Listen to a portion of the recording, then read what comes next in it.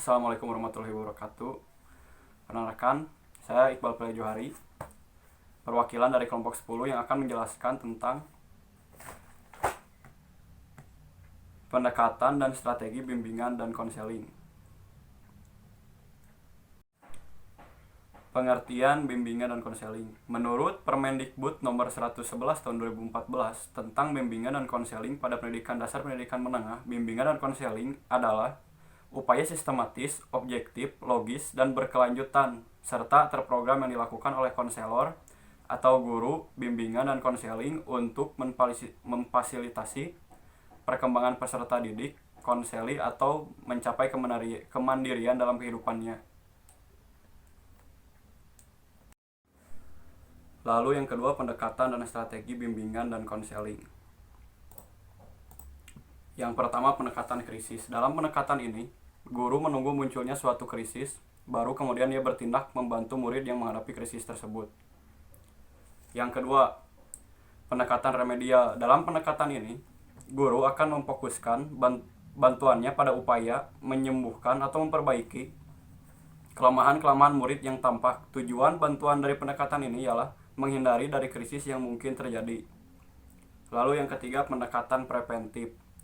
Dalam pendekatan ini, guru mencoba mengantisipasi masalah-masalah generik dan mencegah terjadinya masalah-masalah tersebut. Masalah-masalah yang dimaksud seperti putus sekolah, berkelahi, kenakalan, dan lain-lainnya.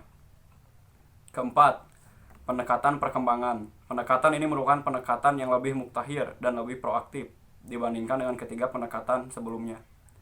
Pembimbing yang menggunakan pendekatan ini beranjak dari pemahaman tentang keterampilan dan pengalaman khusus yang dibutuhkan untuk mencapai keberhasilan di sekolah dan di dalam kehidupan secara lebih luas di masyarakat. Pendekatan perkembangan ini dipandang sebagai pendekatan yang paling tepat digunakan dalam tatanan pendidikan sekolah karena pendekatan ini memberikan perhatian pada tahap-tahap perkembangan murid, kebutuhan dan minat, serta membantu murid mempelajari keterampilan hidupnya.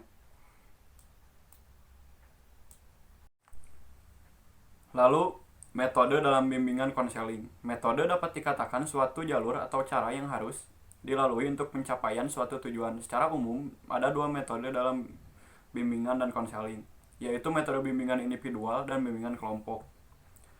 Metode individual, melalui metode ini, upaya pemberian bantuan dapat diberikan secara individual dan langsung bertatap muka antara pembimbing dengan siswa. Dengan perkataan lain, pemberian bantuan diberikan melalui hubungan yang bersifat face-to-face relation yang dilaksanakan dengan wawancara antara pembimbing dengan siswa. Masalah-masalah yang dipecahkan melalui teknik konseling adalah masalah-masalah yang bersifat pribadi. Ada 3 cara konseling dalam metode individual yang bisa dilakukan. Yang pertama, konseling directed. Konseling dengan metode ini dalam proses yang aktif atau yang paling berperan adalah konselor. Dalam praktiknya, pembimbing berusaha mengarahkan siswa sesuai dengan masalahnya. Selain itu, pembimbing juga memberikan saran, anjuran, dan nasihat kepada siswa secara langsung tanpa melalui perantara apapun. Lalu yang kedua, konseling non-direktif. Konseling non-direktif dikembangkan berdasarkan teori client-centered. Konseling yang berpusat pada klien atau siswa. Dalam praktiknya, pembimbing hanya menampung pembicaraan dan mengarahkan. Siswa bebas berbicara tanpa ada paksaan dari siapapun. Lalu yang ketiga, konseling elektif. Penerapan metode dalam konseling adalah dalam keadaan tertentu, pembimbing menasehati dan mengarahkan siswa sesuai dengan masalahnya.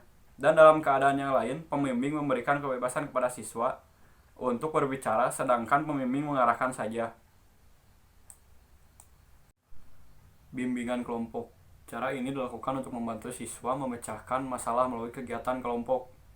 Penyelenggaraan bimbingan kelompok antara lain ini dimaksud untuk mengatasi masalah bersama dalam kehidupan kelompok. Adapun beberapa metode kelompok yang dapat diterapkan di kehidupan kelompok. Yang pertama, program homeroom. Tujuan utama program ini agar guru dapat mengenal siswa secara lebih dekat sehingga dapat membantunya secara efisien dalam bentuk bimbingan kelompok. Dalam praktiknya, guru mengadakan tanya jawab dengan para siswa, menampung pendapat, merencanakan suatu solusi, dan sebagainya. Lalu kedua, diskusi kelompok. Merupakan suatu cara di mana siswa memperoleh kesempatan untuk memecahkan masalahnya secara bersama-sama. Setiap siswa memperoleh kesempatan untuk mengemukakan pikirannya masing-masing dalam memecahkan suatu masalah.